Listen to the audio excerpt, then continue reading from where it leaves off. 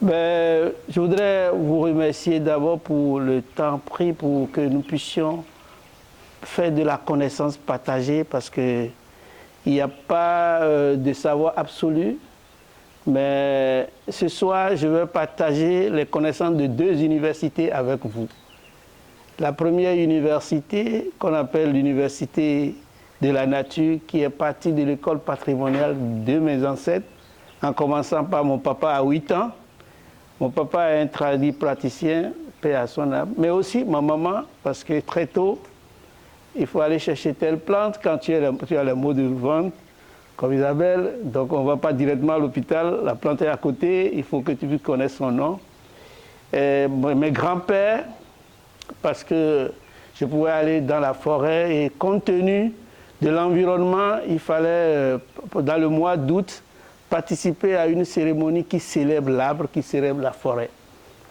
Donc je suis né dans un environnement comme ça. Et avec cette ambition de dire maintenant, finalement, c'est important d'étudier l'environnement, la nature, tout ce qui nous entoure. Et deuxième université, déjà au collège, rencontrer des professeurs extraordinaires que j'adorais les sciences de la vie et de la terre. J'ai même fait un chant pour ça, que les enfants, même en Suisse, ici, chantent très bien. Et là, j'ai connu le professeur Didier, Harold Suleiman, et puis bon, d'autres qui m'ont donné l'envie. Et à l'université, j'ai fait la même chose, j'ai fait les sciences naturelles. Et après l'université, je suis revenu maintenant me consacrer à la phase pratique de la chose. Et il y a des gens qui m'ont inspiré aussi en Europe. Et vous voyez qu'il n'y a pas de hasard dans la vie, ce que vous pensez, vous êtes positif là-dessus, finit par se réaliser. Ça fait la deuxième fois que je vois Aix. Et il y a quelques mois, avant même les fêtes, quelqu'un voulait me faire plaisir en m'envoyant une vidéo de quelqu'un qui dit qu'il y a communication entre les oiseaux et l'arbre. Ce que moi je disais de l'autre côté, il dit, ça va te faire plaisir ce que tu dis là, quelqu'un l'a dit et il est même en Europe.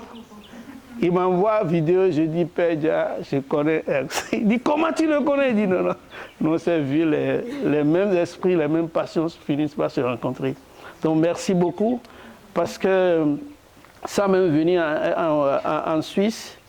Les travaux de Aix en tant que scientifique nous inspiraient, nous apportaient encore de plus, sans oublier Francis Allais, Victor Adjakidje et autres, Pierre Agbari. Donc aujourd'hui c'est deux mondes. Mais le deuxième monde, je préfère que ceux qui sont typiquement dedans puissent en parler, et que je vous parle du monde, l'université de la nature ou l'école patrimoniale, où le professeur n'est pas toujours un individu, un humain. Le professeur, c'est la nature même qui vous enseigne. Et pour venir à la définition de la forêt sacrée, pour nous, c'est un lieu naturel où il y a plusieurs espèces d'arbres qui s'y retrouvent, mais c'est consacré à une dimension spirituelle, une dimension naturelle, mais aussi un lieu de vie pour la biodiversité. Et je vais expliquer. La biodiversité, quand on dit la biodiversité, il ne faut pas se soutirer en tant qu'humain. Parce que très tôt, nous avons fait ces erreurs, parce que sous d'autres cieux, on dit Dieu créa l'homme à son image et l'homme doit dominer le monde. Non, ce n'est pas vrai. Dieu a tout créé et l'homme est venu pour profiter un peu, mais pas pour détruire. Et avant l'église de la pierre, des bâtiments, il y avait l'église de la nature. Donc les forêts sacrées, c'est des lieux où on va pour se connecter au divin qui est en nous, mais qui se retrouve à travers ce lieu de vie où le plus petit est supporté par le plus grand connaît la valeur du plus petit. Les lianes ont la facilité d'aller chercher la lumière en tournant autour de l'arbre. Mais au-delà du bois que nous voyons, il y a une dimension un peu plus capitale autour des forêts sacrées. Donc c'est à la fois environnemental, spirituel écologique, mais en même temps, c'est ça, ça fait partie de notre vie. Parce que pour protéger la forêt, il faut que vous puissiez savoir que la forêt est en vous. Autant que nous sommes assis comme ça, il y a dans l'estomac de chacun de nous de la forêt. Si vous n'avez pas de flore intestinale, si vous n'avez pas de végétal dans votre estomac, c'est quand même un problème. Et en tout, qui n'a pas d'eau dans son corps ici? Ça se retrouve dans la forêt. Et dans le cycle de l'eau, la forêt intervient nécessairement. Ça veut dire que, par ignorance, si nous détruisons la forêt, nous sommes en train de nous détruire parce que nous faisons partie de cette biodiversité. Donc cet ensemble est là. Et au Bénin, nos parents ont compris tellement l'importance de ces forêts que chaque famille, chaque collectivité, dans chaque collectivité, vous avez ce qu'on appelle les totems. Et souvent, c'est les arbres et les animaux. Dans ma famille, mes totems sont le cola gigantea, le colatier géant, que je n'ai pas le droit de couper. Et on l'a déifié et c'est devenu une plante, un arbre sacré.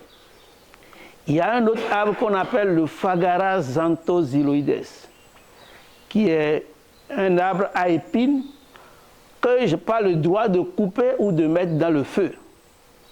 Donc il y a ces règles autour de la forêt sacrée, où étant dit que la vie est sacrée, la vie à travers l'arbre et la forêt est aussi sacrée, il ne faut pas détruire. Et là, il y a une différente sorte de forêt sacrée. Il y a des forêts communautaires où on s'entend, toute la communauté, par périodicité, les habitants vont juste pour aller se connecter à l'esprit de cette forêt. Et c'est aussi des forêts communautaires où, par périodicité, on peut aller chercher des plantes médicinales. Il y a aussi des forêts royales où un roi ou un descendant de roi, cette forêt a été consacrée pour que dans l'initiation, dans les démarches pour être roi, on passe par là. Il y a des forêts cimetières où on dit que nous sommes venus de la nature, de la terre, et à la fin on retourne là. Donc à la fin, tous ceux qui sont issus de cette communauté retournent à la nature parce qu'on sait que l'humain fait partie de la biodiversité, sa place n'est pas au cimetière, on le retourne à la forêt. D'autres choses pour les forêts sacrées, c'est une école patrimoniale où on initie les jeunes à la vie à travers des couvents de forêt. Et on a vendu à beaucoup de personnes la peur de vaudou. Vaudou, c'est une spiritualité écologique qui s'appuie sur l'eau, l'air, le feu, la terre et la forêt. Donc sacraliser les divinités qui sont là permet aux enfants de savoir qu'est-ce qu'ils font à l'intérieur de la forêt, qu'on les prépare à la vie en tant qu'adolescents, en tant qu'adultes. Il y a même, avant de prendre la décision d'être ensemble avec quelqu'un ou quelqu'un, que vous passez par certaines forêts sacrées. Donc c'est une école patrimoniale où on apprend. Et là, c'est là où les plantes nous parlent. Je voudrais dire merci à Ins parce qu'il y a une espèce de gardénia où aucun oiseau ne se pose là-dessus. Et les oiseaux savent. Les gardénias, aucun oiseau ne se pose, on appelle ça dakla chez nous. Et il y a des chants qui disent, le courage de l'oiseau ne veut pas aller se poser sur cette table-là. Tu tombes, l'oiseau tombe en même temps. Ça veut dire qu'il y a une communication entre les autres êtres et les arbres qu'on a dans la forêt. En plus de ça, cette relation d'intimité permet à ce que les humains aussi ont commencé par sur les pas de ces animaux et de ces oiseaux à comprendre l'importance de ces forêts sacrées. Et qu'est-ce que les chasseurs faisaient? Les chasseurs et les grands-mères n'allaient pas chercher de plantes comestibles qu'un insecte n'a pas brouté. Parce qu'ils savent que si l'insecte a touché ça, ça veut dire que ce n'est pas toxique. Malheureusement, à un niveau, on pense que c'est en produisant avec des produits chimiques sans insectes, il n'y a pas un seul trou, c'est ça qui est très bien à manger.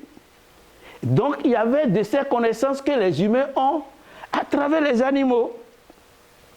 Donc, si aujourd'hui on pense directement à nous-mêmes parce que nous sommes devenus anthropocentriques, on est des consommateurs anacéphaliques parfois, parce que nous pensons que c'est là, ça ne va jamais finir, mais le problème, la nature reprend toujours son droit. Donc en conservant les forêts sacrées, c'est pour prévenir non seulement l'aspect environnemental et biodiversité de notre environnement, mais en même temps la spiritualité, parce que la forêt, dans le silence de la forêt, sa voix porte plus que nos voix.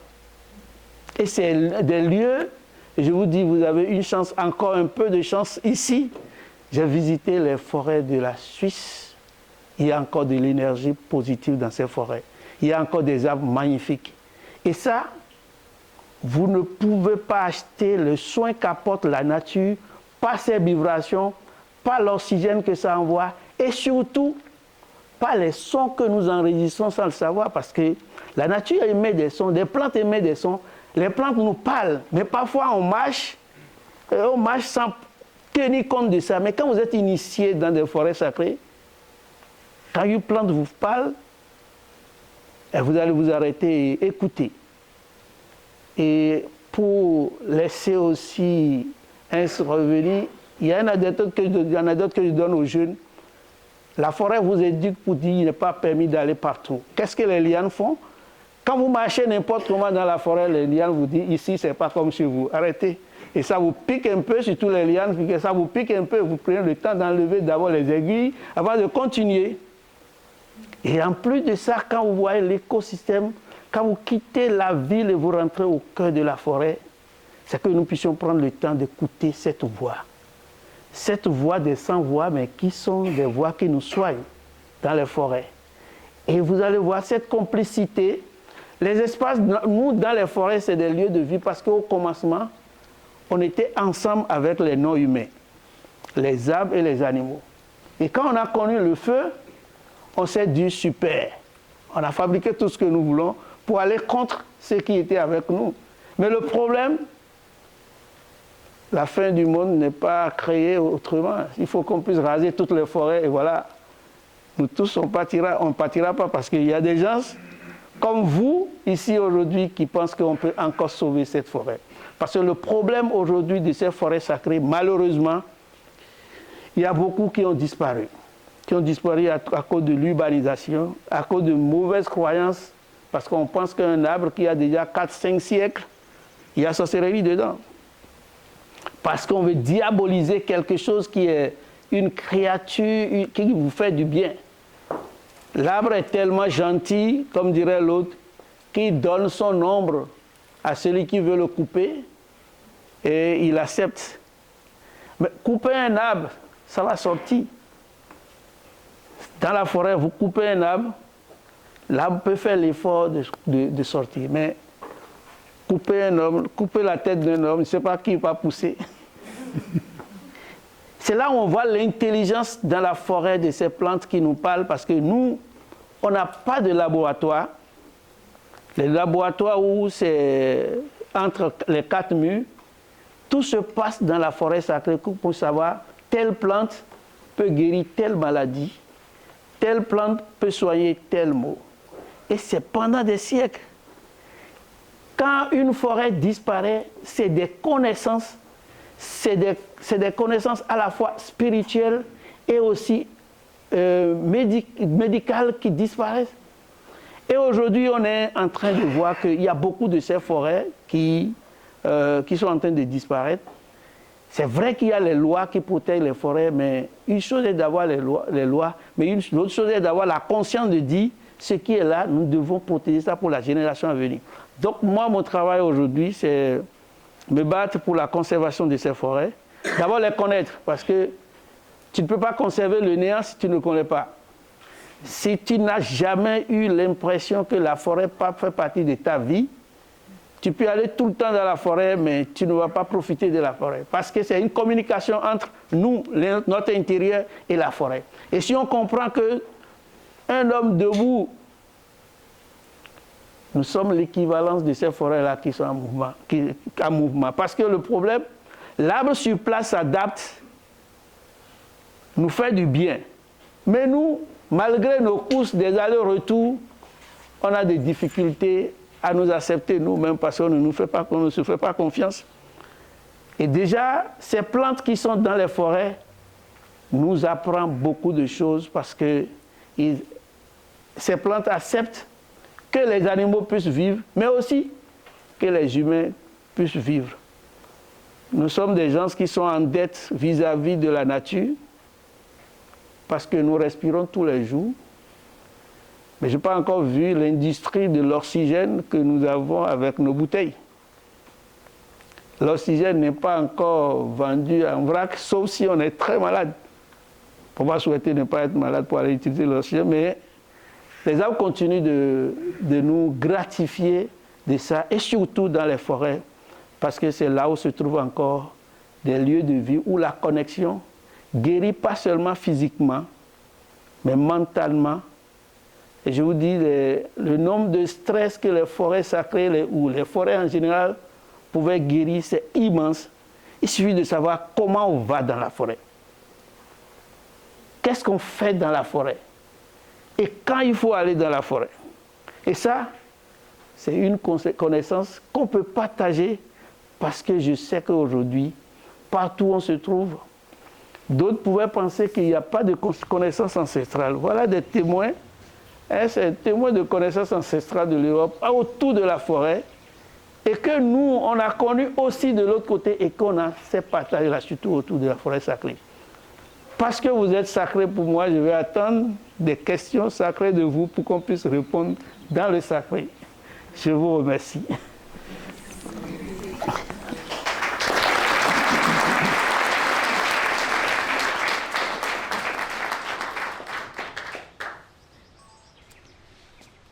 Bonsoir à tous également. Merci pour l'invitation à cet échange, à cette reconnexion. C'est tellement riche ce qu'on vient d'entendre que je vais simplement m'attacher aux derniers éléments qu'on vient d'entendre. Cette notion de sacralité de la forêt et comment, quand entrer dans la forêt pour l'apercevoir dans la totalité de ses dimensions. Alors si on considère la forêt de manière générale, en été, au printemps, on se rapproche d'une forêt, même sans y être déjà. Avant d'être dans la forêt, on n'a pas encore la perception des odeurs de la forêt, mais la première perception, après l'avoir vue, bien sûr, parce qu'on va s'approcher, c'est la perception des sons. En fait, lorsqu'on s'approche d'une forêt, on entend que cette forêt s'exprime, cette forêt chante, cette forêt stridule, c'est foisonnant de sons. Et lorsqu'on est encore un peu loin de la forêt, on entend chanter la forêt, mais on ne sait pas du tout ce qui se passe, pourquoi ça chante. Et on peut s'approcher de la forêt et tranquillement oublier tout ce qu'on sait et y aller comme ça et prendre les perceptions à l'état brut. Et c'est très important de prendre les choses de manière simple et brute et sans tout de suite mettre des termes dessus. C'est comme de rencontrer quelqu'un, laissons-le d'abord parler et il va se révéler des trésors plutôt que de tout de suite mettre des catégories, des tiroirs, etc. Et la même chose pour une forêt. Approchons-nous de la forêt et laissons-la s'exprimer. Donc en été, vous comprenez que c'est très très fort. Au printemps, ça vous prend ici. Ces oiseaux qui, ça dépend à quelle heure on y va aussi, on est complètement boosté par ce chant de la forêt. Et lorsqu'on s'approche, on voit que ces sons ne viennent pas de n'importe où, ils viennent de quelque chose qui ressemble à une feuille, mais qui ne tombe pas comme ça, mais qui va sur une autre branche. Tiens, c'est bizarre. Où est Newton là-dedans? Non, c'est un oiseau qui va d'une branche à l'autre. Ou bien alors des choses beaucoup moins visibles. Vous êtes en Provence, un paysage avec pas mal d'arbres, mais aussi les zones ouvertes, vous entendez un son absolument incroyable, un tch, tch, tch, tch, tch, à travers toute la journée. Je vous défie de savoir, de trouver qui fait ce bruit-là. C'est la cigale. J'ai mis très très longtemps à voir une cigale. Je ne sais pas pourquoi c'est tellement difficile de les voir. Ça, c'est la forêt qui chante. Et de même que quand quelqu'un me parle, Barbara, je ne dis pas c'est ton larynx qui me parle. C'est toi qui me parles à l'aide de ton larynx. Eh bien, c'est la même chose, la forêt chante à l'aide de ces oiseaux, à l'aide de ces insectes. Et une fois qu'on sait ça, on se rend compte que c'est vraiment beaucoup plus riche. Les oiseaux ne sont pas simplement là pour se servir de la forêt. Il y a un donner et un recevoir. Les oiseaux reçoivent les fruits, les graines, etc., les insectes aussi. Mais ils donnent en retour quelque chose qu'on est en train de découvrir. Par exemple, les insectes, les abeilles, s'approchent des fleurs en bourdonnant. Et des chercheurs israéliens ont découvert, se sont rendus compte que les fleurs, c'était une onagre, une fleur à structure particulière. Lorsqu'elle est approchée par une abeille qui vient butiner, eh bien la quantité de nectar augmente et la teneur en sucre du nectar augmente par le fait du bourdonnement de l'abeille qui s'approche. Et ils ont essayé d'enlever des pétales à ces fleurs pour voir si ça fonctionne encore. Eh bien, ça ne fonctionne plus parce que l'effet entonnoir, l'effet comment est-ce qu'on peut dire, écouteur ne fonctionne plus, les vibrations ne sont plus celles qui devraient être. Donc on a un donner et un recevoir. Les abeilles donnent aux plantes une vibration qui stimule la plante en production. Et la même chose pour les oiseaux. Il y a toute une histoire de la découverte de l'effet du chant des oiseaux sur la croissance des plantes. C'était des agrumes, c'était des pamplemousses, des orangers, où on l'a découvert. Bon, ça c'est facile. On peut bien le comprendre en été. La forêt nous parle. Et maintenant en hiver, est-ce que c'est terminé? Eh bien moi je viens de réaliser que c'est encore beaucoup plus puissant en hiver. Vous n'avez plus les oiseaux ni les insectes qui chantent en forêt. Là c'est préférable d'entrer en forêt plutôt la nuit, le soir, quand le bruit des humains baisse un peu, quand le travail de l'homme a cessé. On n'entend plus trop la circulation parce que c'est difficile d'avoir du silence un peu partout. Il y a des endroits qui en ont encore. Donc vous entrez en forêt de nuit. Et là, comme on vient de l'entendre, vous arrêtez de trop penser, de trop parler. Vous allez de préférence seul ou alors en silence. Et là, ce qui est intéressant, c'est qu'on entend quelque chose, même s'il n'y a pas de vent, on entend cette espèce de, comment dire, un souffle, le souffle de la forêt, das Rauschen en allemand. Il y a un terme particulier, chaque langue a son génie. En allemand, on a le terme pour le souffle de la forêt, das Rauschen. Le murmure de la forêt. Le murmure de la forêt, c'est presque un peu faible, je trouve. C'est plus fort que ça, c'est plus qu'un murmure. Mais c'est vrai que ça nous murmure à l'oreille aussi. Et là, vous êtes en hiver, et cette forêt, elle a ce son incroyablement fort, et il n'y a pas besoin, peut-être même s'il n'y a pas de vent, il est encore là. Et c'est vraiment quelque chose de très puissant. Et lorsqu'on entre en forêt dans cette attitude, de faire le calme intérieur, de se laisser parler par autre chose, on se met vraiment dans une configuration où la forêt reprend une dimension particulière, une dimension où elle parle à l'homme. Et là, la généalogie et la science se rencontrent. Mon grand-père pratiquait une agriculture qui tenait compte de la Lune, elle était aussi solaire naturellement, c'était un agriculteur qui pratiquait une agriculture comme les Celtes l'avaient découverte, l'avaient mise en place, jusqu'au moment où la machine est venue remplacer le cheval, mais à l'époque, c'était une très belle agriculture, très très efficace, où la Lune et le Soleil étaient les deux considérés dans les travaux, pour le semis, pour la récolte, etc. Et avant de rentrer à la ferme avec le char rempli le char de la moisson, avec toutes les bottes de blé, les gerbes de blé sur le char. On bénissait le fardeau, le char, avant de la ramener à la ferme.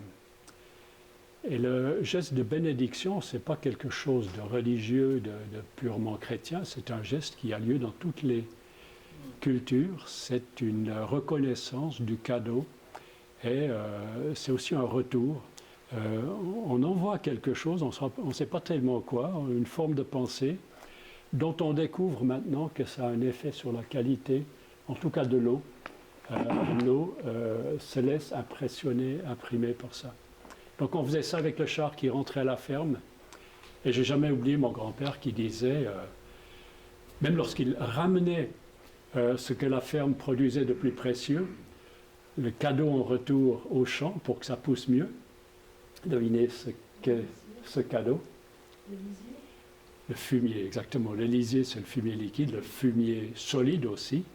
Les vaches à l'étable, dont on fait une litière avec la paille, et la paille associée à la bouse de vache donne une configuration tout à fait intéressante. C'est de la cellulose plus de l'azote, et tout ça retourne au champ. Donc c'est le cadeau en retour du paysan à sa ferme, un cycle fermé, extrêmement fertile, qui aujourd'hui a été brisé. Aujourd'hui, ce que les machines ramènent sur les champs, c'est plus un fumier organique provenant des animaux, c'est un fumier, c'est plus du tout un fumier, c'est un engrais de synthèse qui vient de la chimie, c'est dans des sacs en plastique, et c'est du NPK, azote, phosphore, potassium, il n'y a plus de carbone, donc plus de vivant, ça n'alimente plus les sols. Voilà, donc je parle de la généalogie, mon grand-père qui pratiquait la lune, mon père qui me demandait si je voulais aller avec lui, vite aller pêcher comment est-ce qu'on dit ça lorsque c'est sans permis? Tu dois connaître le terme. Braconner. Il n'y a rien de plus passionnant que d'aller pêcher en braconnier, parce que regarder à tout, c'est pas seulement regarder aux poissons, mais ne pas être vu. Et c'était une magnifique initiation à la forêt, parce que là, c'est les chemins de traverse. C'est surtout pas les chemins que tout le monde prend, plutôt les chemins des renards que ceux des humains.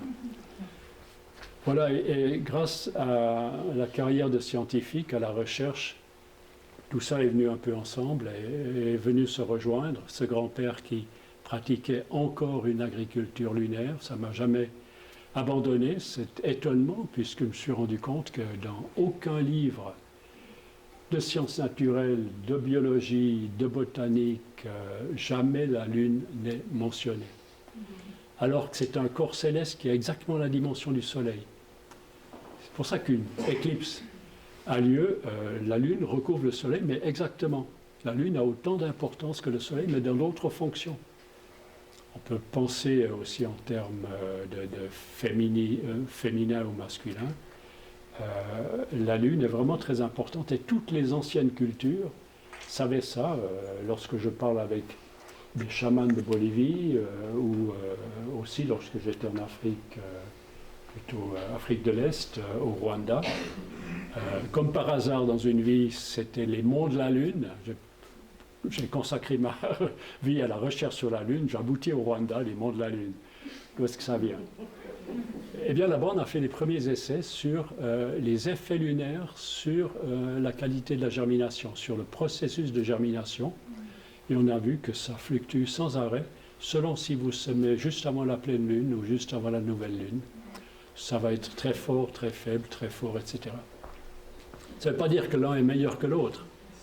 Ça veut peut-être dire que l'un fait plutôt de la plante visible et l'autre fait plutôt de la plante invisible, la plante souterraine. Tout ça, il faut le voir de manière nuancée. Donc progressivement, on a pu montrer que ces histoires anciennes, traditionnelles, où le cosmos est présent dans la vie des plantes, c'est absolument énorme. Cette lune, il n'y a rien de plus étonnant, de plus... S'il fallait réinventer la Terre et l'univers, mais est-ce que quelqu'un aurait-il pensé mettre une lune autour de la Terre avec des dimensions pareilles? C'est absolument... c'est complètement renversant. En tout cas, ça renverse, ça fait bouger pas mal de choses. Eh bien, dans ces recherches, non seulement la germination, on a mis des électrodes sur les arbres, on a mesuré c'est donc un jeune étudiant qui voulait travailler sur les effets de la Lune sur les arbres. Je lui ai dit, je venais de faire des essais avec des électrodes sur mes arbres, essaye peut-être ça. Il était justement électrotechnicien et il voulait faire des études universitaires. Donc c'est vraiment quelque chose pour toi. Il a installé des électrodes. Il a analysé ces fluctuations des courants électriques, parce que tous les êtres vivants sont électriques, les arbres aussi. Et il a découvert des marées lunaires électriques, bioélectriques, des marées bioélectriques dans les arbres. Donc les arbres fluctuent sans arrêt avec le parcours de la Lune. Et par la suite, on s'est rendu compte que les bourgeons pulsent sans arrêt, comme si pendant tout l'hiver, ils essayaient de s'ouvrir, et au printemps, ça réussit. Et c'est la sortie de la tige. Et cette pulsation des bourgeons, elle est dictée par le tournus de la Lune autour de la Terre, mais pas seulement par rapport au Soleil, mais par espèce d'arbres, par rapport à Mars, la planète, par rapport à Vénus. Les arbres sont apparentés à des planètes. Et la Lune est le chef d'orchestre qui met tout ça en relation et qui fait pulser les bourgeons. C'est de l'alchimie à l'état pur, mais qu'on est en train de découvrir scientifiquement. Lawrence Edwards, un Écossais, un Anglais en Écosse. Voilà, donc on a ce cosmos, on a cette forêt qui nous parle, ce cosmos qui agit dans les arbres.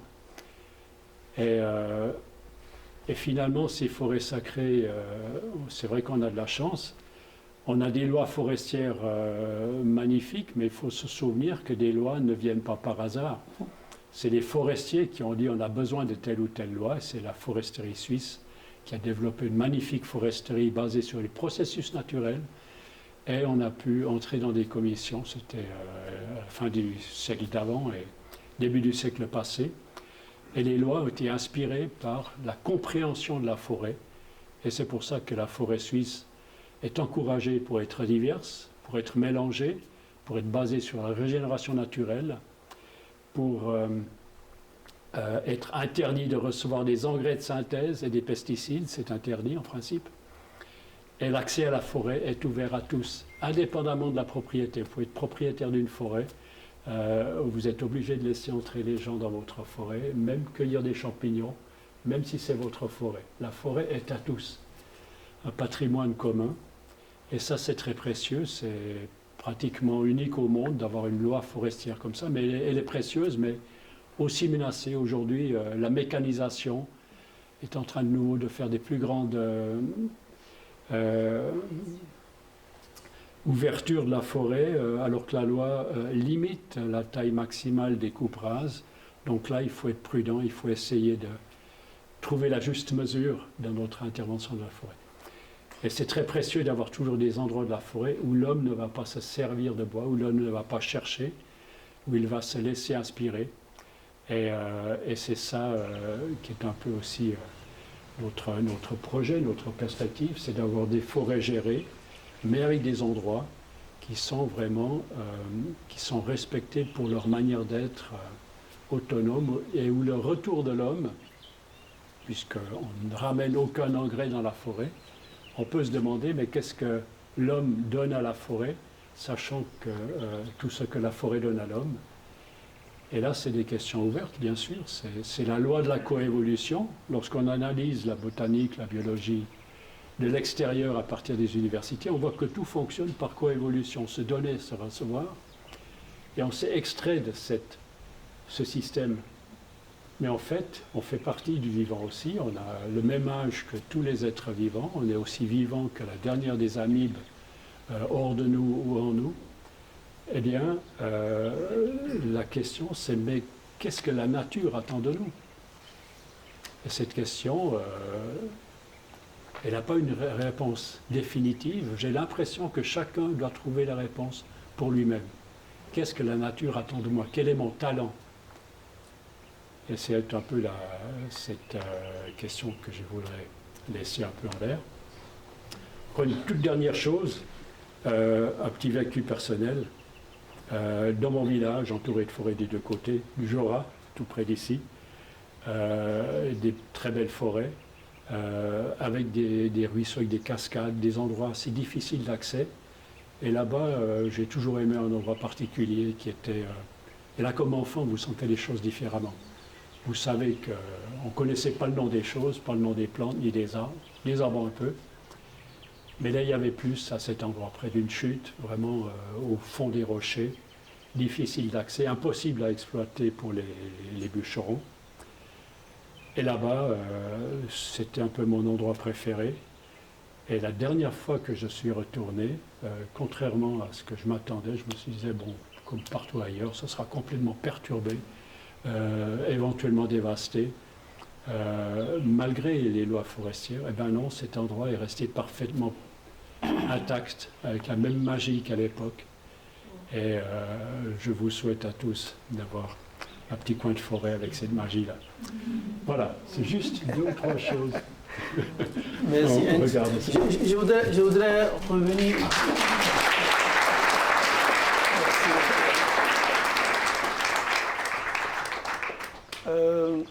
Le fait qu'on n'a pas eu cette ouverture d'échanger les uns avec les autres a fait qu'on ne sait pas, on a des préreçus. Le problème de lune jusqu'à aujourd'hui, nous on appelle la saison la lune. Ouais, le bois qui est là, si on l'avait coupé en pleine lune, ça ne va pas durer. Ça ne va pas durer parce que les bois coupés en pleine lune pouvaient héberger les insectes qui peuvent détruire ça. Et les paysans savaient ça. Et nous-mêmes, à la naissance, on te montre à la lune. Pour les baptêmes, dans ma tradition, on te montre à la lune. Et tu reçois la bénédiction de la lune pour grandir. Et le lendemain, tu es porté au dos avec des graines pour semer dans la nature. Et au Bénin, dans le mois d'août, on a la fête des premières récoltes. On est reconnaissant vis-à-vis de la nature pour avoir produit, pour avoir reçu de récoltes. Et dans toutes les maisons, on sacrifie cette tradition, on prépare, on redonne à la nature. Maintenant, aujourd'hui, compte tenu de certaines croyances, on appelle ça la fête de l'Iam, la fête de première récolte, pour être reconnaissant vis-à-vis de la nature. Et je voudrais remercier pour cette tradition qui a existé et que devait conserver, parce que chez nous, quand vous conservez des traditions comme ça, on pense que vers vous ici, non, tout ce qui est comme ça, si ce n'est pas, non, c'est pas ça, c'est diabolique, juste pour détruire. Bon, nous on reste résistants, hein, et on prépare des gens pour prendre la relève, parce qu'on sait que la nature peut exister sans les hommes, mais nous ne pouvons pas exister sans la nature. Les forêts sacrées sont des temples de la nature où chaque feuille, c'est une prière, et le chant des oiseaux, c'est des louanges. Et on dit, il y a un chant chez moi, on dit que l'âme n'a pas le choix, quand le vent passe, l'âme danse. L'âme n'a pas le choix, le vent passe, l'âme danse. Mais il y a une combinaison entre le vent et l'arbre. Nos CO2 que nous rejetons, acceptés à travers la photosynthèse pour produire. Et l'arbre, c'est des définitions, c'est des écoles de vie. Les forêts, c'est des écoles de vie. Voilà, l'arbre ne mange pas ses fruits, donne ses fruits aux oiseaux. L'arbre sort l'eau pour faire le cycle de l'eau que nous avons. Donc, c'est le don de soi, mais en même temps, en retour, les champignons qui sont au niveau de ces racines, les communications, il y a beaucoup de choses qui se passent dans les forêts que nous, les humains, quand nous partons, quand vous partez, je pense qu'ici, Aix a bien montré quand il faut aller dans la forêt, mais quand vous avez les occasions de vous retrouver au cœur de la forêt, déchaussez-vous. Sentez au pied, à votre pied, la forêt, surtout quand c'est une forêt sacrée. Ce qui se passe là, ce n'est pas le bois seulement que vous voyez. Au-delà de ça, il y a des énergies de terre. Et ce n'est pas la même chose. Les énergies ne sont pas les mêmes dans les forêts. L'énergie varie quand vous êtes au pied d'un grand arbre, au cœur de la forêt ou à l'entrée ou là où on a jeté des plastiques. Et je pense qu'on se rejoint parce que les problèmes des forêts sacrées aujourd'hui, moi ça m'écoeure parce que quand tout ça là va disparaître, voilà des connaissances qui vont disparaître.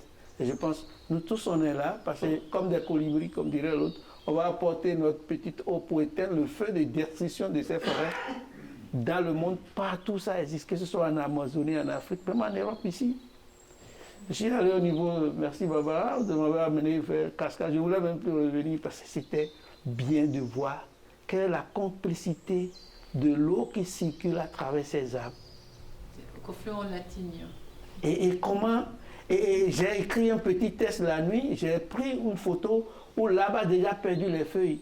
Et j'ai dit, si tu penses que je suis mort, je réfléchis pour reprendre ma vie plus tôt. Et là, c'est que ça m'a parlé. J'ai pris la feuille, j'ai dit, mais voilà l'arbre qui a perdu ses feuilles. Il garde espoir. Bientôt, c'est printemps. Et il va renaître pour la beauté. Si tu penses que je suis mort, il se recule pour reprendre la vie. À des moments, il faut qu'on rentre dans la retraite. Les plantes la nature nous apprend ça. Qu'on soit dans une retraite.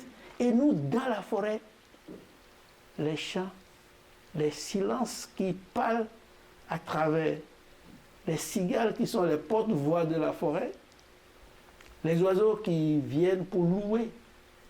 C'était des louanges, les chants. Et vous allez voir, même comme si l'autre oiseau répond à l'autre oiseau, mais de branche en branche, il y a une certaine complicité.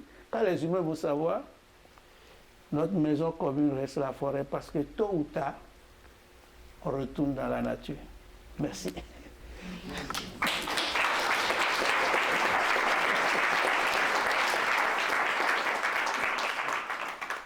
J'ai toujours rêvé que parce que ce lien entre l'esprit, le ciel et la terre, j'ai toujours rêvé que ça soit pas dans la pierre comme on le vit ici, mais que ça soit dans le vivant, dans la forêt.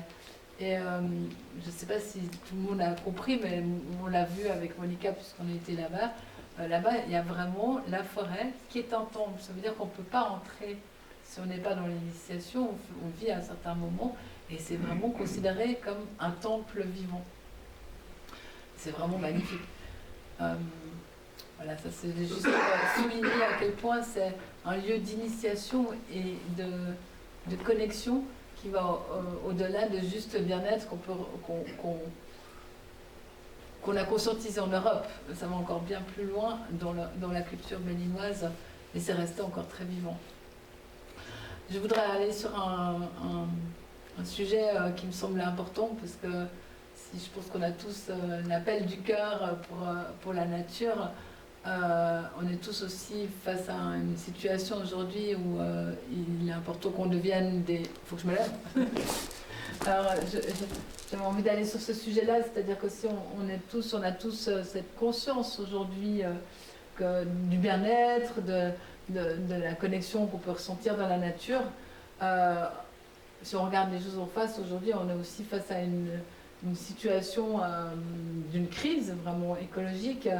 Je pense qu'on ne se rend pas tous compte, mais plus on a de portables, plus on a d'ordinateurs, plus on a de virtuels, plus en fait on va creuser la terre et on va détruire les forêts. Et ça c'est très concret. On croit qu'on dématérialise, mais quelque part ça dématérialise. Il y a toujours derrière les ressources. Et je pense que le chemin, j'aimerais déjà que tu nous parles du chemin que tu prends actuellement au Bénin. Ce chemin pour prendre soin des forêts sacrées. Et je pense qu'aujourd'hui, on est aussi dans une solidarité, dans une fraternité autour du vivant. Et quelles inspirations on peut prendre, comment on peut être ensemble. Enfin, c'est vraiment ce sujet-là qui me semble important pour qu'ici aussi, on ait cette attention aux forêts. Voilà, de ce lien entre nous. Merci Barbara. Malgré que vous avez mis votre sorcellerie dans la matière, il y a... Ah, c'est pour que tu expliques. Ça c'est trop rapide comme tu dis. Ça c'est très intéressant que tu vas trop vite. Malgré que l'Europe a mis, ou bien les pays dits développés ont mis leur sorcellerie dans la matière, parce que le téléphone que vous utilisez, c'est de la sorcellerie. Les fusils que vous utilisez, c'est de la sorcellerie. Donc on a mis la sorcellerie dans la matière ici. Sorcellerie. En fait, toute la technologie intérieure. Toute la technologie intérieure dans le monde extérieur. Et maintenant, ça nous échappe. Mais j'ai vu une intelligence ici. Ça m'a surpris. Le jour où moi j'ai vu dans un aéroport le Dracena arborea, où j'ai vu à côté des ordinateurs le Dracena arborea, il dit mais comment eux ils ont compris que Dracena ça aspire tout ce qui est énergie négative ou ça nettoie l'environnement et que ça vous protège. Comment ils ont compris ça dans l'aéroport? Donc je me suis mis à dire mais moi mes ancêtres il y a plusieurs siècles, quand vous voulez construire la maison, la première plante qu'on vous met pour empêcher les tonnerres, pour vous empêcher de foudre dans votre maison, c'est Dracena arborea. Dracena arborea. Donc, aujourd'hui, nous devons faire le retour. Je ne dis pas que c'est de faire la paix avec notre passé, mais que nous puissions faire le retour sur les valeurs positives que ailleurs les gens ont diabolisé. Parce que je vous assure, à des conférences où on parle de forêt sacrée, il y a des gens qui, à la sortie, ils vont me demander est-ce que tu es né de nouveau? Est-ce que tu es croyant? Mais je dis, mais, tu n'es pas croyant quand tu vas détruire ce qui sauve les autres, l'arbre. Donc aujourd'hui, c'est de faire le retour et faire un travail sur les connaissances endogènes qui ont permis de conserver ce que nous avons aujourd'hui. Pas seulement les connaissances scientifiques, les connaissances endogènes et notre relation homme-nature. Et ce que moi je fais, c'est que parce que nous, on dit le poisson sec est difficile à mettre en sec. Le poisson sec est difficile à mettre en sec. Mais ça, le poisson est encore humide, frais, tu peux mettre ça en sec. Aujourd'hui, c'est aussi apprendre à nos enfants à dire, vous devez respecter la nature. C'est vrai qu'on a une génération tête baissée, où les enfants, vous sortez avec les enfants, tous les enfants sont comme ça, nous-mêmes, parce que parfois, on se retrouve dans des cercles où on ne s'écoute plus, et chacun et finalement, comment trouver des moments pour amener ses enfants à avoir l'importance d'être dans la forêt. Et surtout, là où il y a encore des portions de forêt sacrée, c'est de leur donner les règles claires. Parce que chaque forêt, il y a la loi de mes amis forestiers, il y a la loi qu'on appelle la loi moderne, mais il y a la loi de la nature. Et cette loi, les enfants doivent savoir. Personne n'a jamais planté l'avocat pour aller récolter de mangue. Jamais. La nature est claire là-dessus. Ce que tu sèmes, c'est ça que tu récoltes. L'abricot ne va pas donner quand même de prunes, de brunes, combien vous avez prunes. Et on sait que n'importe comment que nous avons, même les animaux anticipent en complicité avec les plantes. Avec le changement climatique, les tisserands ont changé la forme de leur nid. Et là, en temps, les nids étaient orientés vers avant. Comme ils sont surpris par la pluie, ils ont tourné la forme de leur nid. Ils ont choisi les plantes flexibles. Apprenez ça maintenant à nos enfants. Après les quatre coins, qu'il y ait des mouvements, les moments de mouvement vers la forêt pour apprendre la connexion entre les forêts. Et ce que nous faisons aujourd'hui, c'est de nous battre. Et la fin n'est pas pour demain. D'abord, continuer à faire le répertoire de toutes les forêts sacrées qui sont sur moi. Je viens de finir pour ma commune. On avait dit que c'est 59, mais on vient de me communiquer que c'est 86. Mais ces 86, on les a attamés tous. On a détruit une grande majorité. Comment sécuriser? Et aujourd'hui, il y a une possibilité parce que une plante que vous coupez, vous semez, n'a pas le même programme de vie que la graine que vous semez. Une graine, c'est un programme de vie. C'est toute une histoire. Donc, récolter ces graines et les replanter dans les forêts, ou bien faire des pré-pépiniers à côté des forêts et les retourner dans la forêt.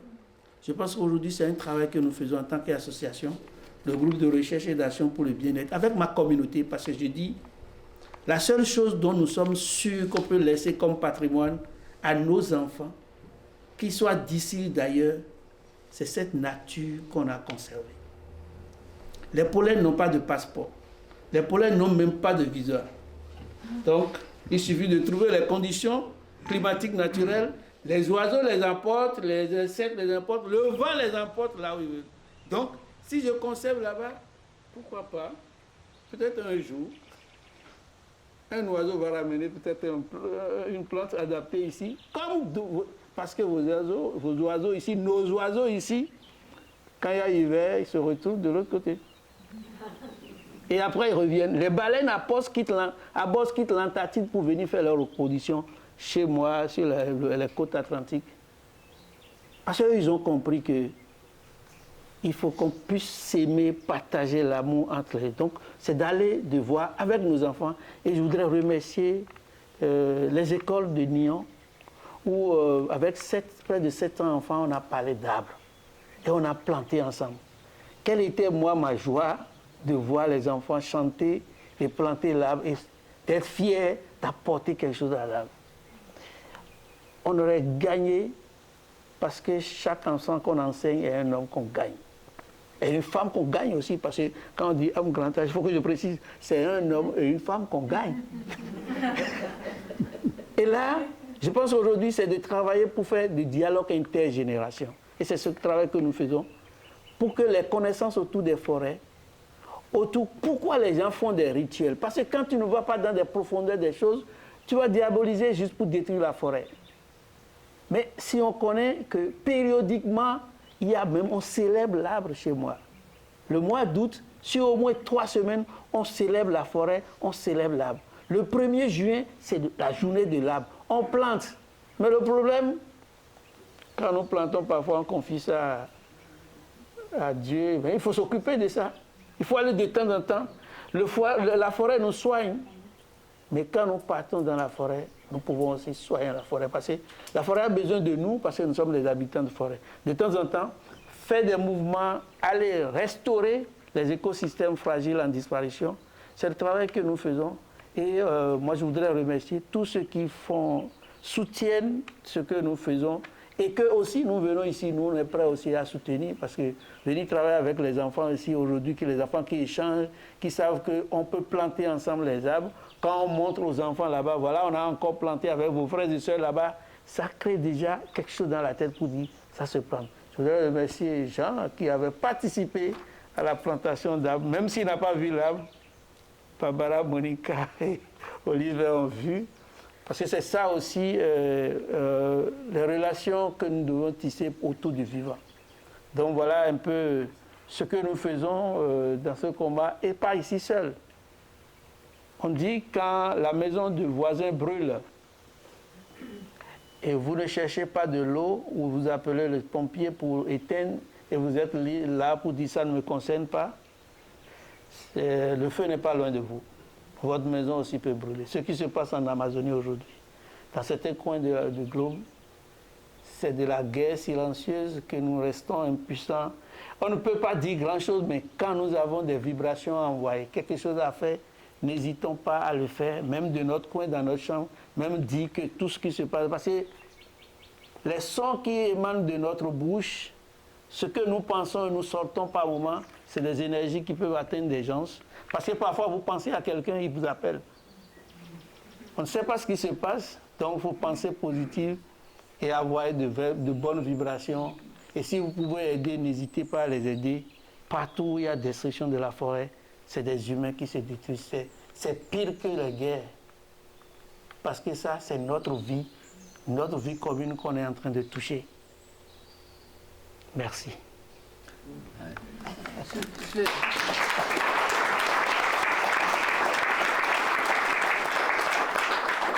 vais profiter peut-être, parce que je sais qu'il y a beaucoup de gens qui la connaissent. On a eu cet après-midi Evelyne Adam qui a inventé les Carter, qui est à l'hôpital dans une situation assez grave et critique pour sa vie. Et on a parlé ensemble avec Apollinaire. Et elle me disait exactement ça, elle me disait, mon âme, elle va se battre, mais je crois à l'énergie. Et elle a vraiment demandé à ce que, parce que c'est vraiment une femme qui a en tout cas pour moi, qui est une femme extraordinaire pour l'Europe, parce qu'elle a reconstruit des forêts sacrées, justement.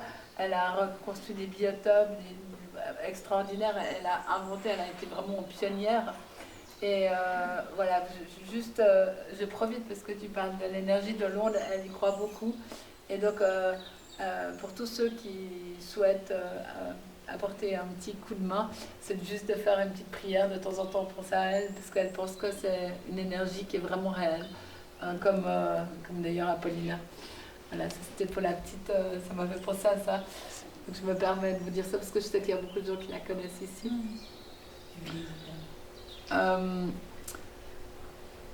Tu parles de démarcation.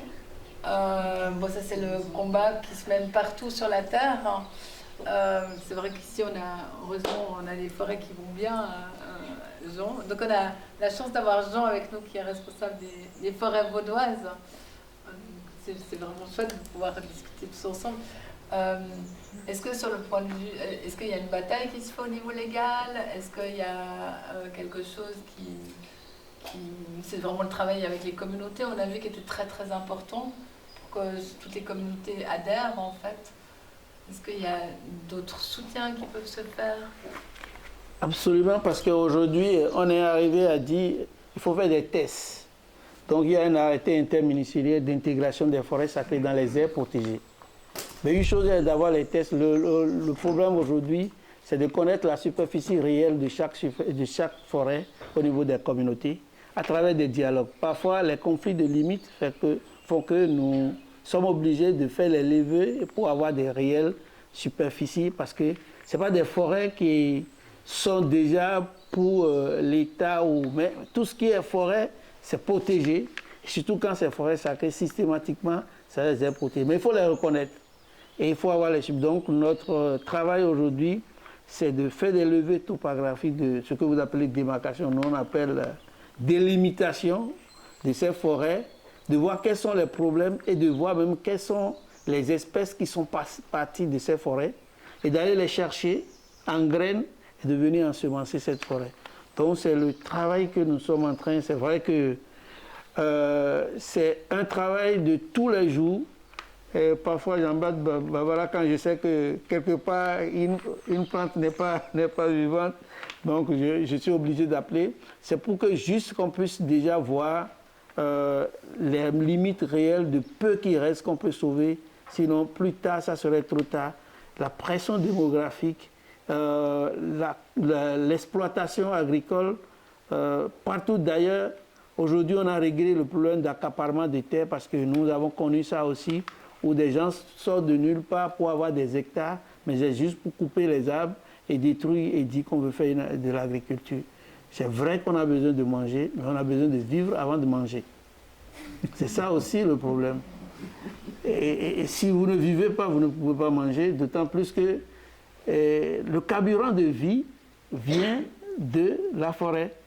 L'oxygène qui alimente notre centrale énergétique, qui sont les mitochondries, viennent pour la grande quantité de la forêt. Sans vivre, on ne peut pas manger. Parce que parfois, nous mangeons les 90% de nos maladies et nous creusons nos tombes avec nos dents.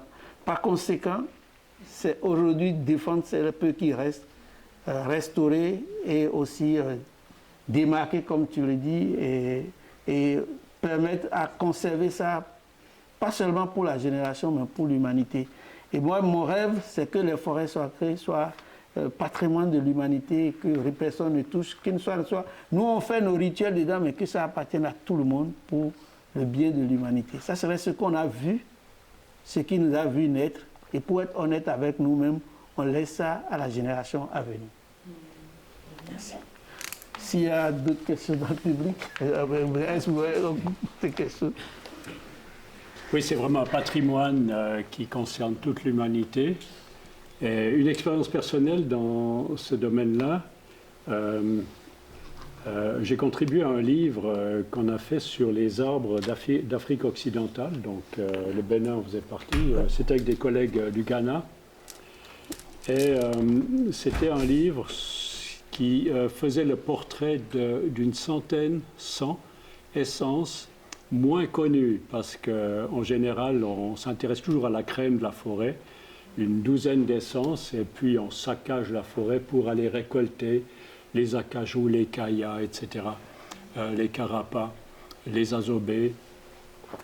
Et le reste, c'est en principe laissé sur place avec énormément de dégâts.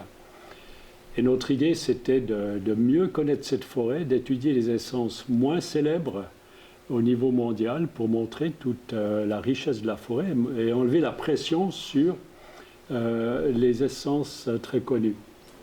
Donc une centaine étaient dans le programme et on les a décrites du point de vue botanique, comment identifier les fleurs, les fruits, etc., les feuilles. Quelles sont les propriétés, quelle est l'écologie de ces essences, comment est-ce qu'on les reproduit. Tout ça, c'était des savoirs très spécifiques, chaque fois l'essence. Et mon impulsion, mon souhait, c'était vraiment même les propriétés du bois, naturellement, mais j'ai tenu à ce qu'il y ait un chapitre à travers tout le livre pour chaque essence, c'est l'ethnobotanique de cette essence. Quelles sont les connaissances traditionnelles concernant ces 100 essences moins connues. Donc il y a des ethnobotanistes, donc des botanistes qui étudient les anciens savoirs du Ghana qui ont reçu cette liste à étudier. Ils sont allés étudier les interviews qu'on a déjà faites et tous les savoirs concernant ces essences. Eh bien, vous pouvez prendre ce livre aujourd'hui. Aucune essence n'a aucune mention au niveau ethnobotanique. Chaque essence a des propriétés, soit médicinales, soit rituelles, soit sacrées. Aucun arbre n'a aucune fonction à ce niveau-là. Santé de l'homme physique, mais aussi sociale ou spirituelle. Donc ça, c'est vraiment quelque chose de très puissant. Et si j'avais pensé, parce que j'aurais très facilement pu, ça aurait été de vous amener ce livre, les 100 essences moins connues, parce qu'il y a l'ethnobotanique et tous ces anciens savoirs. Voilà, et la problématique d'aujourd'hui, c'est vraiment un chemin qui se dessine devant nous, c'est de quel homme voulons-nous, de quel humain voulons-nous? Est-ce qu'on voulait un humain augmenté de technologie? Est-ce qu'on va se laisser mettre des puces, pas seulement qu'on peut gratter et puis mettre une essence pour avoir moins de puces, mais des puces sous la peau pour ne plus avoir besoin de mettre une carte sous un scanner, etc. Est-ce qu'on va se laisser augmenter comme ça, parce que c'est de la magie en fait, c'est pas nous qui gérons ça, ou est-ce qu'on préfère devenir une humanité augmentée de nature? Et là, ça se fait pas spontanément, c'est pas un cadeau, ça s'apprend, ça se crée, ça se construit. On se fait augmenter de technologie, mais on s'augmente volontairement de nature. Et là, on a déjà des très jolis parcours, même chez nous, en tout cas dans le même sens que ce que vous faites en Afrique. C'est les jardins en forêt, c'est déjà fabuleux. Et demander aux enfants, lorsqu'ils reviennent du jardin de la forêt, ils ont eu une journée fabuleuse. Ils n'ont pas eu besoin de jouer, ils ont joué avec tout ce qui était dans la forêt. Et jour après jour, ils ont appris à apprécier la forêt. Donc je pense que c'est comme ça qu'on va avoir des choses intéressantes à faire. C'est naturellement continuer de cultiver notre patrimoine culturel écrit, la culture. Donc il faut savoir lire et écrire, c'est tous les livres. Un livre vous permet de vivre une deuxième vie. 10 livres, c'est 10 vies en plus, etc.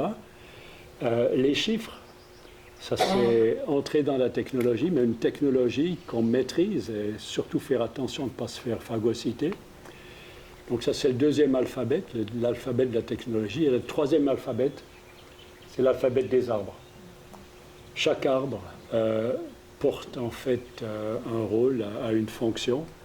Et c'est lorsqu'on rentre de nouveau dans les forêts, dans l'école à la forêt, qu'on va apprendre à lire l'alphabet des arbres.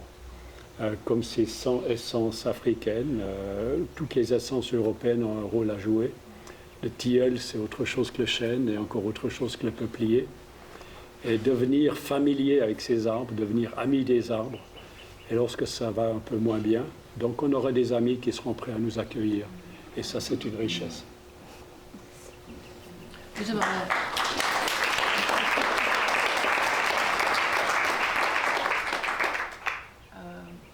vous propose de juste de vous expliquer un projet qu'on veut faire en août, qui rejoint un peu cette rencontre entre les sagesses, avant de passer un moment où, si ça vous va, hein, où on partage ensemble. Faut que je me lève. Heureusement, j'ai des complices. Donc, en fait, dans le travail qu'on fait de plus en plus main dans la main, en fait, avec différents gardiens de la terre, comme je les appelle, c'est-à-dire des leaders spirituels de peuples ancestraux. On fait tout un chemin ensemble, on fait un chemin d'Europe aussi. Et donc là, cet été, l'idée c'est vraiment, parce que là ils sont en train de se lever concrètement par rapport aux grands enjeux actuels de civilisation, notamment principalement sur tout ce qui est les ressources minières, les ressources naturelles qui sont en train de s'accaparer leur terre partout. Et l'idée, ils ont lancé toute une démarche autour du vivant et de la connexion du sacré. Et donc on va retrouver ça dans l'Alliance des gardiens de la nature, qui est un tout petit peu plus politique. Et puis le projet qu'on a beaucoup suivi, qu'on suit beaucoup actuellement, qui est l'aigle et le condor et les guérisseurs de la terre. Et derrière, il y a vraiment des mandats, donc c'est pas quelque chose de léger, c'est vraiment des engagements pour du partage de savoir réel, pour voir quels sont les espaces sacrés, par exemple pour Suisse, ce serait les montagnes ou les sources, et un engagement pour les protéger, comme avec des gardiens, pour reconnecter des lieux sacrés, et parce que pour eux c'est un peu comme des chakras de la terre, non, c'est des lieux très importants. Et donc en août, pour l'instant j'essaye avec mes amis, mais on va avoir besoin de plein de monde. On organise un événement où l'idée c'est d'inviter l'Aigle et le Condor, une quinzaine de leaders, pour voir sur la terre d'Europe comment on peut se mettre debout avec eux. Donc voilà, je fais un petit peu de publicité, mais parce que vraiment on va avoir besoin d'élan, d'énergie, de soutien pour que ça se passe, parce que c'est des événements qui demandent beaucoup de force et aussi un peu des moyens. Donc ça va ensemble. Donc voilà. Et puis je ne sais pas si tu es d'accord de parler, Ernst, parce que je trouve qu'il y a un très joli projet de Anne-Laure qui n'est pas venue avec toi. Elle n'est pas venue pour une raison qu'elle présentait son projet. Je ne l'ai pas écouté, donc 7h-10 au Forum des idées sur la RTS. C'est ça, RTS, oui. Donc elle m'a écrit ça. Ce soir. Donc il y a une jeune femme qui est sur un projet déjà aussi autour du sacré et des arbres en Suisse, donc c'est super chouette. Peut-être tu peux lui en parler, oui, ça vous parlera mieux que moi. Donc c'est un projet qui vise à reconnecter en fait le monde non forestier avec le monde forestier. Les forestiers, c'est un monde particulier, on est spéciaux, il faut le dire. Il y a encore d'autres ingénieurs forestiers ici, en tout cas deux. Mal compris parfois. Pardon. Mal compris parfois. Oui. Et ils aiment bien travailler tranquille, ils n'ont pas besoin de beaucoup parler, puis ils font bien leur boulot, etc. Et ils n'aiment pas qu'on vienne leur parler dedans. Et l'idée, c'est quand même d'ouvrir la forêt parce qu'il y a toutes ces richesses qui concernent tout le monde. Et ce projet que porte Laure Oberli, il a émergé lors de son travail de mémoire à l'école forestière de Zollikofen.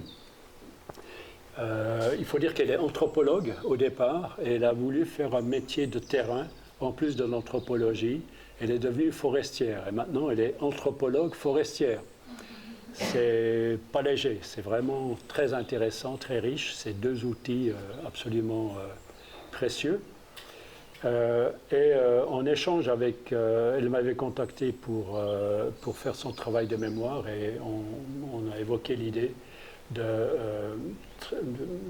d'approfondir ou bien de mettre sur pied un projet qui consiste à imaginer que les forestiers invitent la population avoisinante à venir leur montrer les arbres qui comptent pour eux. Donc les gens, les promeneurs, les gens qui vont avec leurs chiens, etc.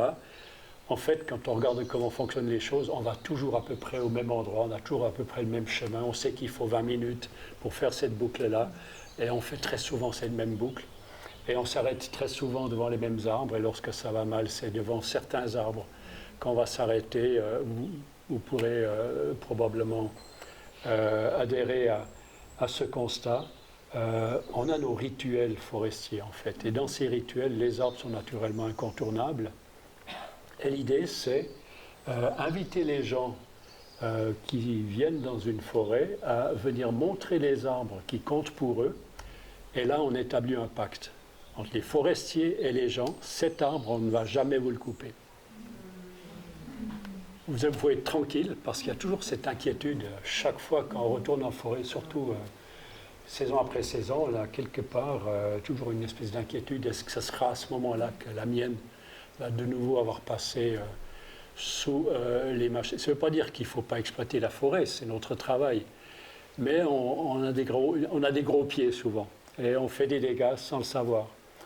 Et ces arbres qui comptent pour les gens, c'est souvent des arbres qui ont très très peu de valeur forestière. Ce n'est pas des magnifiques arbres dans lesquels on va faire des charpentes et des bois magnifiques. C'est souvent des arbres tourmentés, des arbres qui sont un peu comme les gens qui vont les trouver. L'arbre tourmenté, c'est un végétal qui a tenu le coup, qui montre comment on tient le coup. Et c'est pour ça qu'on est consolé par eux. Donc ces arbres tourmentés, eh bien, pour un forestier, ce n'est pas tellement que ça. Financièrement, c'est très léger. Au moment de la récolte, une forêt compte 200, peut-être 300 arbres à l'hectare. Et là, c'en est un qui n'est même pas beau. Donc, ce n'est pas beaucoup de laisser cet arbre tranquille. On ne va jamais vous le toucher. Et l'idée, c'est d'avoir un arbre comme ça tous les hectares, inviter les gens à venir peut-être prospecter ensuite un endroit où personne ne va jamais.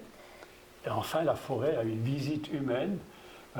On n'est jamais venu me voir parce que je suis trop loin, je suis trop au fond du ravin. Et enfin, des humains viennent chercher un arbre précieux, un par hectare, c'est pas beaucoup. Et comme ça, l'idée, c'est de créer une superstructure d'une forêt gérée par l'homme, selon la loi, gérée naturellement, mais une superstructure intangible, une superstructure qui reçoit la qualité d'arbres sacrés, d'arbres qu'on ne touche plus pour nos propres besoins. Et cette superstructure de la forêt, ça devient progressivement la mémoire de la forêt. La forêt a des arbres qui vont toujours être ici, jusqu'au moment où ils seront peut-être une fois renversés par une tornade. Mais là, il faudra un remplaçant. Et pour la forêt, c'est une autre atmosphère. Je me mets à la place des arbres, je pousse, là je suis joli, etc. À côté, il y a ces arbres vénérables qui ont été décidés d'être maintenus jusqu'à aussi longtemps que possible. Je suis un arbre poussant dans cette forêt, je me dis, si jamais le voisin se fait abattre, peut-être que c'est moi qui vais devenir l'ancêtre de mon hectare. Donc c'est autre chose que le message, vous allez tous passer à la moulinette, vous pouvez faire ce que vous voulez, il n'y a aucune chance. Là, c'est une forêt qui a une autre atmosphère. Et ça, je vous le promets. Donc c'est ce projet que Laure Oberlier est en train de mettre en place avec déjà plusieurs contacts de l'intérêt qui est signalé par les forestiers au Valais, Jura, Canton de Vaud, etc. Et c'est du travail, c'est mettre les gens ensemble. C'est le début d'une forêt sacrée.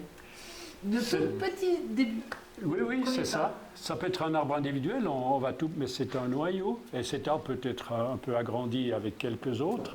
Ça peut être un tout petit coin de forêt, mais avec cette qualité-là. C'est pas simplement des îlots de sénescence, des arbres qu'on laisse mourir pour avoir des pics, etc. Ça, c'est aussi important. Là, il y a un rapport à l'homme qui est particulier. Ce n'est pas des arbres qu'on oublie volontairement, c'est des arbres qu'on met en avant du point de vue de leur rapport à l'humain. Voilà, c'est un projet qui a lieu.